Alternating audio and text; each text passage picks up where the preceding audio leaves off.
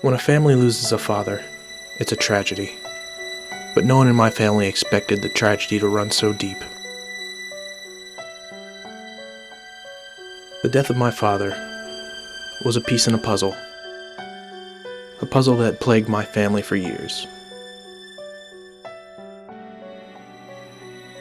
It was only until recently that over a dozen people in my family learned that we share a common disease that have taken so many lives in the past.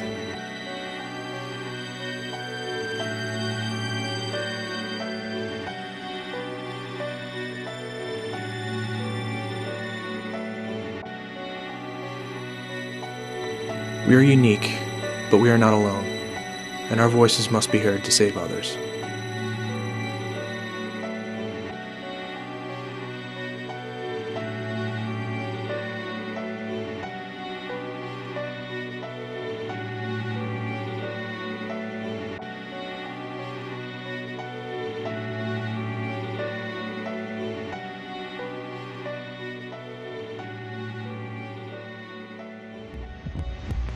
Day and night, in steady rhythm, there operates within the human body a marvelous machine, the heart.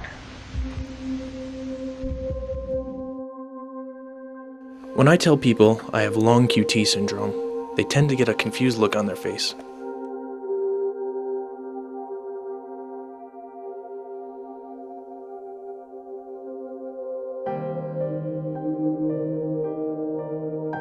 The simplest explanation of the disease is shown on a common heart monitor. The heart monitor represents the electric impulses in the heartbeat. Different points in the wave represent different intervals in the heartbeat.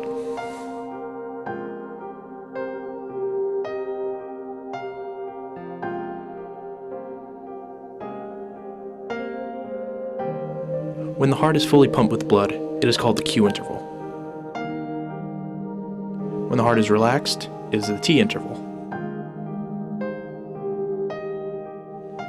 If the Q and T interval are too far apart, it can cause an irregular heartbeat, which can lead to a drop in blood pressure and give the following symptoms that have all affected my family: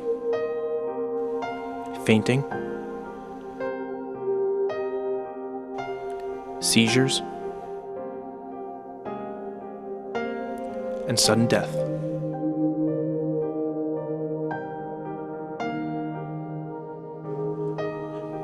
These symptoms have existed in my family for years, but the disease was completely unknown. Growing up, I always remember people in the family having seizures. Two of my sisters had seizures a lot. Basically on a regular basis. Well, I know my sister Jean that passed away, she did have seizures, and again they were attributed to, brain seizures, never to her heart. And of what I understand of family history, it depends on which relative you talk to, but all of my paternal grandmother's brothers died fairly young, fairly suddenly. I did have a seizure back in September of 1990, but I didn't relate it to the family. I just thought it was, I was under a lot of stress I had twins in March, and Ryan was sick at that time, and so I kind of put it off to that. I didn't think it had anything to do with this. And she was older than me, but my younger sister, Kathleen, died at the age 13.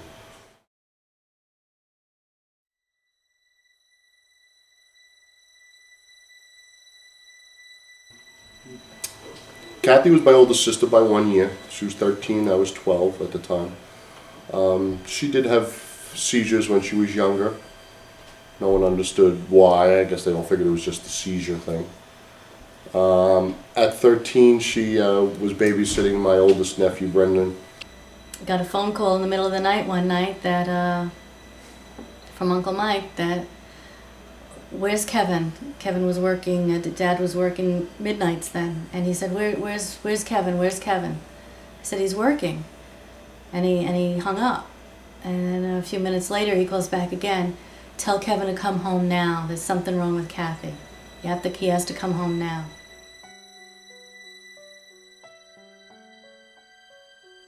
And Eddie and Joan came home, and Kathy was unresponsive on the couch, and Brendan was up saying, "Kathy, wake up, wake up, wake up." And they took her to the hospital, and I guess they were able to restore her heartbeat for a few minutes. And I went in to see her, and then she died shortly after that. Kathy and I were very good friends. We did everything together, played games all the time, always made home videos on the old 8mm cameras, and we had a lot of fun. So her passing was really hard, really hard. They did an autopsy, and the only thing they were able to say was that she had an idiopathic seizure disorder, which means a seizure disorder that they don't know the origin from, and that's how she died. From what I understand about the longqt, it was not really known, not even through the medical field, as to why we were having these seizures. Everybody that I know who had seizures was checked out, EEGs, or brain scans and stuff like that, and everyone came up negative, but they couldn't understand why they just kept having seizures. It was never linked to a cardiac problem, which was because the general public and the medical field had no idea about it.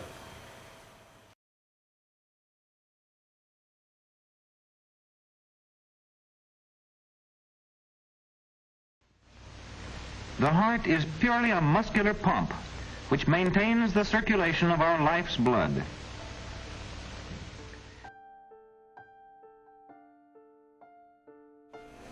Almost as tragic as the young age in which I lost my father was the irony. My father was a firefighter and a paramedic.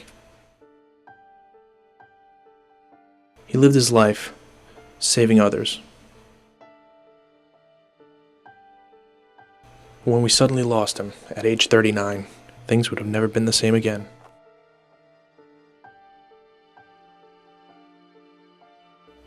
Daddy had been complaining of pain in his groin for a few weeks. Not a few weeks, a couple of weeks. We didn't know what it was. He thought he pulled a muscle. I don't know if it had anything to do with anything, but he fought a couple of fires. There were a couple of working house fires a couple of weeks before he died. But he was going to a Chiefs convention upstate in the Catskills. He always looked forward to that. He always loved going to that. He was going with Ronnie Kerwin. And it was a Sunday. But the day before that, his uncle had died a few days earlier of an accident. And we went to the wake, and he got to see a lot of his relatives. And that was really nice. Everybody got to see him, and he had a jacket and tie on, and everybody was saying how handsome he looked, and it was good that he got to see everybody. And then the next morning, Ronnie came and picked him up, and they brought their golf clubs, and they were going up to this Chiefs convention that he really enjoyed going to, and they were going to play golf. And they said, okay, bye, see you in a couple of days. I think he was supposed to come home, that was a Sunday, he was supposed to come home maybe Tuesday or Wednesday. So he called me Sunday around 4:30, I guess, to say that they golfed. They only golfed 9 holes, and he was glad that they only golfed 9 holes because he was tired. And some guys came up late, and they wanted to golf more, but his group didn't want to golf more. They had enough golfing, and he said he was glad they were finished because he was tired. And they were going to go out to dinner. And then he was going to get up and meet everybody and go to the convention the next morning, and he would call me around 8 o'clock before he left for the convention. Okay, and then I get up the next morning, and I sent you guys off to school, and I was going to vacuum, and then I was going to take a shower and get ready to go to work because I worked in the afternoon. And 8 o'clock comes and goes, no phone call. And I didn't want to vacuum because I was afraid I wouldn't hear the phone. And 8:30, nothing. 9 o'clock, nothing. Pick up the phone, make sure it works, make sure there's a dial tone. How come he's not calling me? Didn't really think much about it. Around 9:30, I see Joel pull up across the street.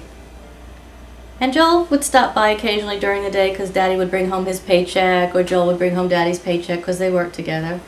And I didn't think much of it, Joel stopping by, even though Daddy wasn't here. And he comes in, and I said, "Hi." And he said, "There's a problem." Now that I think about it, and boy was it a problem. And I said, "What?" He said, Kevin was supposed to meet with Tommy this morning to go to breakfast and go to the convention, and he wasn't answering his door, wasn't answering his phone. Tommy would knock on the door and there was no answer, and finally Tommy kicked in the door, and he said Daddy passed away. And I fell to the floor screaming. I kept saying, "No, no, this can't be happening, this can't be happening." And it was just a blur from there.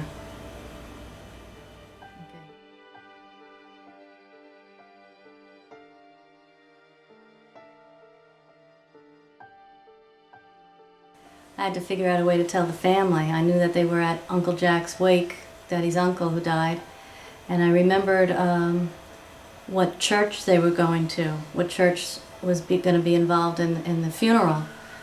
So we called St. Bernard's Rectory and talked to the priest there, and he came over and he was able to call that church and track them down at the funeral, at the cemetery, and told them all as they were getting in the cars after the funeral. And I understand that was a terrible scene. And Uncle John was coming home from a trip, I forget where he went, and he drove by the firehouse and saw Daddy's name up on the firehouse. When somebody dies and they put the bunting up and they have their name on the Maltese cross, and Daddy's name was on it. John had no idea. So then you guys were all still in school, and I was debating back and forth whether I should go pull you out of school, but I wanted you to have one last normal day before you found out that your father passed away. I didn't want to take you out of school. I wanted you to be happy and normal and as long as I could before your whole life changed. And Brian was the first to come home, and he saw everybody's cars in front of the house and he thought we were having a party. He said, "Why is everybody's cars here?" And I had to take him in the other room, took him in the den, and I had to tell him, and it was one of the hardest things I ever had to do. And then Mary Kay, I think, picked you two up, you and Karen. No, we walked home. Oh. And when you guys came home, I had to tell you. It was just a horrible, horrible thing that hard thing to do. But, and then that week, Brian graduated from middle school, and you graduated from elementary school. And I had to go to both graduations without him. That was hard. Big brother Kevin was my buddy. He was my godfather. So he always watched out for me even when I was younger. There was an age difference between us, so when he was in his late teens and 20s, I was just a little guy, and he would always bring me to the firehouse. He was a firefighter. He would take me to the firehouse and hang out, and I can remember buying orange sodas with him. That was cool. Took me to my first Met game. Sorry, I knocked over his beer. I remember that very clearly. I got into the fire department with him. Was able to serve under him. He was the fire chief when I was a captain. I served under him. And I also worked in New York City EMS, where he was a captain. And he was my boss over there, and I had the great pleasure of running into him a lot at work. He was very well respected at work too. I mean, people normally don't say, "Oh great, here comes the boss," but when it came to Kevin, people loved him. He was truly a good guy and a good boss. Great friend.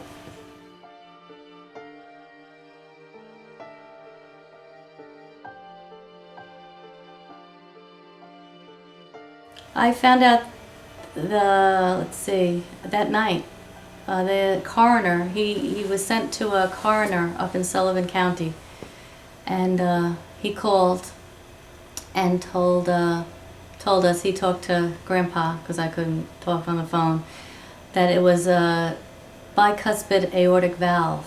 Normally people have 3 doors to their valve, and he only had 2. And I had to have my cardiologist, when I finally went to a cardiologist, explain to me that his valve had to work harder to open and close, and it got jagged leaflets on it, and all the calcium builds up on it, and it just calcified and closed. But now we found out that he also had the longqt syndrome because it doesn't skip generations, and if you guys had it, that means he had it. It's possible he could have died from that, in addition to having the bicuspid aortic valve. We all, the brothers, all said, hey, if Kevin had this, maybe it's something hereditary or genetic or something, we should all get checked out. I think we all had like echocardiograms and stuff like that, and I didn't get anything conclusive back at that time. It was after the fact that I was having the dizzy spells that I had gone back and found out about the QT.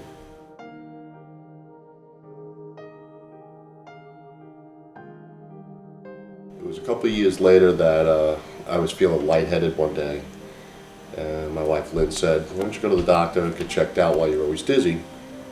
We went to the doctor, and he wound up finding the extended QT. He referred me to a cardiologist, a Dr. Goldner from Long Island Jewish, and he was the first person to explain to me what longqt was. When I initially found out that the seizures were linked to it, that passing out, that it struck people at young ages where they would suddenly die, it fit the criteria for our whole family. So I had sent a letter out to all relatives, just a general letter saying this is what it is, should be checked out. And then they came up with this, I got this phone call that they would have this genetic testing. And anybody in the family who wanted to be tested could be tested. Well, back last October 2005, me and Karen went to Schneider Children's Hospital for the blood tests that they were doing, and there was about, I think it was like 60 family members there. Most of them I didn't know, it was extended family and stuff. And I remember I took that blood test and I didn't hear anything about it for months. And I guess it was the last week of February '06 when the doctor gave me a call and told me that I had tested positive on the genetic test. And I just did the blood work in November just to be helpful and to be a part of the test, I thought. And I think with the family history, losing my sister and my brother, and then my mother being sick, that I think right away our family was a high risk, and came back positive. Karen got a phone call around Christmas time saying that it looked like she had it, but they were still waiting for the test results to come back.